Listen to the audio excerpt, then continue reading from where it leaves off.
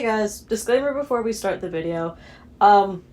Despite me thinking about this whole thing and like vaguely doing research into it for around 3 to 4 months, I did write this whole thing within the span of like 1 to 2 days. So if I make any mistakes, please let me know in the comments. It was not intentional. I'm just really on a time limit. Thank you so much for your patience. So, there are 2 things that sent me down the rabbit hole this video is going to attempt to convey. They both happened around the same time, though, so I can't really say which was the actual start of my interest, but we'll start with the one that paints me in a better, less chronically online light. So, around 3 to 4 months ago, I was walking around the track in my gym class, and I saw a kid stop by their backpack to grab this like little bottle, and you know, as a little bottle connoisseur myself, look, I have these guys. I love them. I have more, but not with me right now. I just like I was intrigued, you know, by the bottles, and you know, it was like this little blue bottle, kind of clear, like sea glass almost, and had a white label and like a little tree on it. And it felt familiar. So, you know, once I saw it, I just couldn't stop seeing it. I saw kids in the hallway, at lunch, in the gym, all drinking from like these tiny blue bottles. I was curious. And, you know, the other instance involved me on TikTok past witching hour and well into the hours of unholy discovery.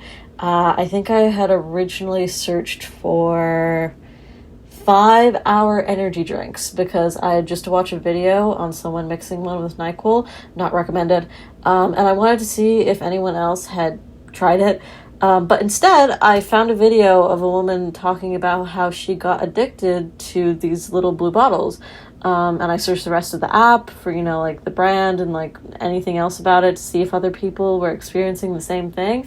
But all I found were people praising them as like this great alcohol alternative, saying they made them feel like warm and happy, which, you know, made me suspicious. And so the game was afoot. And I started to research. These little blue bottles that I'm talking about are made by a company called Feel Free, and the product is their classic tonic. This tonic contains kava root and kratom leaf and a few other natural ingredients, but kratom and kava are the ones we actually care about right now. So yeah, if you're unfamiliar, as pretty much everyone I've talked to about this is, including myself before I like looked into this, it's strange how little people are aware. But basically, kratom and kava are plant-based substances with long cultural histories. Kratom is from Southeast Asia, and kava is from the South Pacific, traditionally used in ceremonies or as medicine. They've now been co-opted and commercialized into this new kind of like natural buzz in like America and maybe Britain, I think. But basically, you know, kava is known for its calming, like anxiety-reducing effects, and kratom can be used both as a stimulant and a sedative, depending on the dosage. Low dosages give you energy and a light buzz, and high dosages can make you feel like you're melting into the couch. But, you know, used responsibly. Both have been really helpful for people dealing with anxiety, chronic pain, and even opioid withdrawal, which, you know, sounds great, right? It's a natural alternative to prescription meds or alcohol. Too good to be true?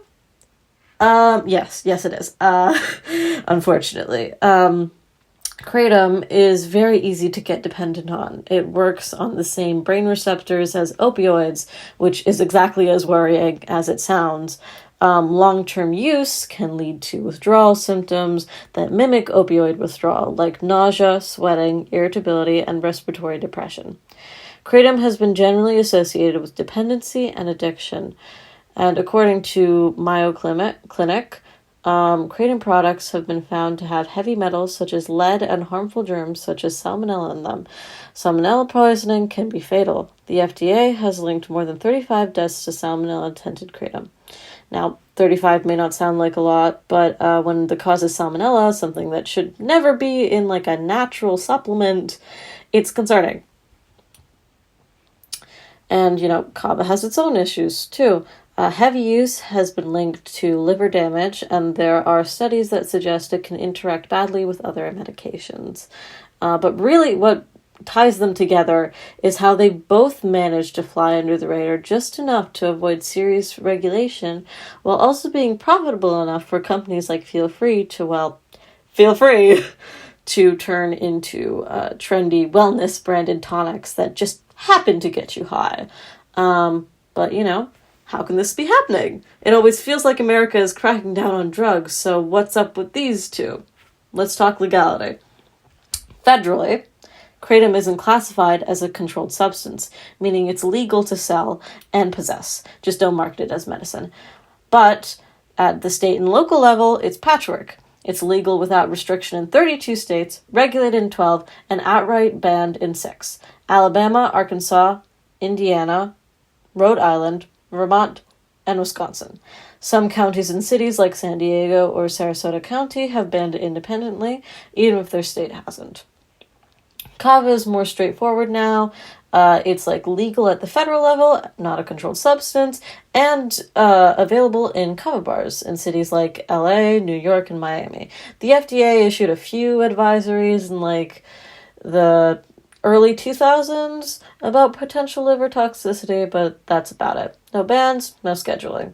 But the gray areas get murky fast. Many products mix kava and kratom together, often advertising only the kava, and only 9 of the 16 states that regulate kratom even require explicit labeling, and the content required varies. So many kratom products do not outwardly disclose that they contain kratom, misdirecting your attention to the less dangerous of the two main ingredients. This ties into earlier, remember Feel Free, the little blue bottles? Yeah, when you go to their website, they advertise the product as a tonic that contains kava root and other plant ingredients. You have to click to a separate page to find out that one of those plants is kratom. And even then, they don't disclose any of the risks that are associated with kratom, despite if you go to try and buy these tonics on, Instacart, or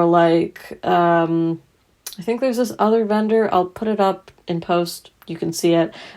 Those sites do disclose that the kratom should not be consumed by anyone under 21 and all these things.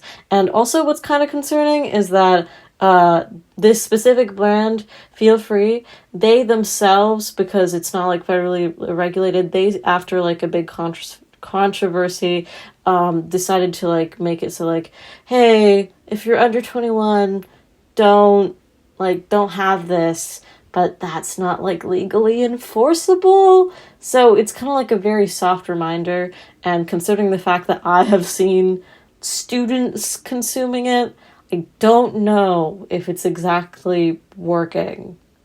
So yeah.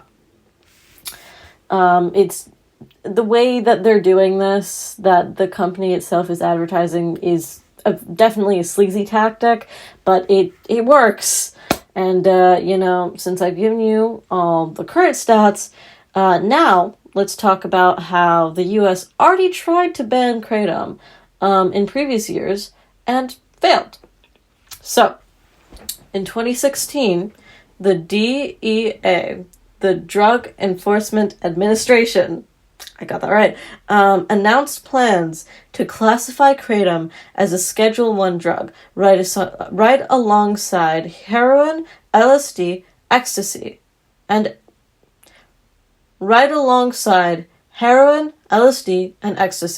using an emergency scheduling order to fast-track the ban without public input. The rationale, the active compounds in kratom, I'm going to butcher these names, I'm sorry, mitragynine and 7-hydroxymitragynine, posed an imminent hazard to public safety. They pointed to a rise in poison control calls and toxology reports linking kratom to deaths. In most of these deaths, though, kratom wasn't the only substance involved. Usually opioids, benzos, or alcohol were also in the mix. Presence doesn't equal cause, and the public knew it. Over 140,000 people submitted comments to the DEA opposing the ban. A bipartisan group of 51 members of Congress wrote a letter pushing back. Scientists, addiction specialists, policy experts all said the same thing. This move could actually hurt people trying to recover from opioid addiction, even though kratom is also addictive, like opioid, despite being like slightly less damaging. But, the result of this is, for one of the only times in DEA history, they backed off. The ban didn't stick. And, this moment wasn't just about kratom. It was about how the U.S. tends to handle substances it doesn't fully understand, label it dangerous, crack down hard, and then quietly walk it back when the public backlash gets too loud. In the debate between those trying to ban a substance outright and those for lifting all bans, what gets lost is the need to put forward sufficient safety measures and information for the public to make the right choice. And just never actually addressing the exploitative practices that allow these substances to fester. Now, for an example, take vaping. It was pitched originally as a harm reduction tool, a safer alternative to smoking, and for many adult smokers, it was. It helped people quit cigarettes and reduced exposure to carcinogens, but no one talked about the fact that vapes often contain double the nicotine of a cigarette, making them also seriously addictive. And, then came the panic. Vaping exploded among teens, headlines, congressional hearings, bans. Suddenly, the conversation shifted from adult harm reduction to teen epidemic. But again, the real issue wasn't just the tool, it was addiction. It was an industry exploiting a gray area, using sleek marketing and fruity flavors to sell nicotine to kids under the guise of a healthier lifestyle. Does this sound familiar to you?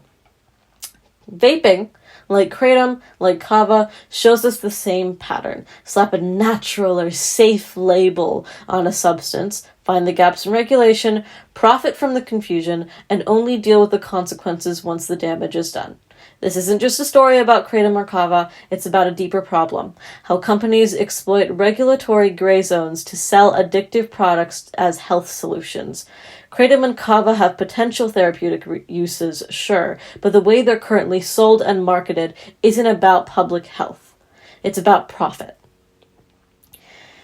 Corporations mislead and advertise addictive substances, selling you harm disguised as health as long as it means profit, and they're rarely held accountable. That's why it's on us to be vigilant, to hold them accountable. If you don't look deeper, you'll miss the truth hidden behind labels and branding. And until we demand clear labeling, better oversight, and honest public education, these products will keep slipping through the cracks, and companies will keep cashing in on our confusion, selling one addiction as the cure for another.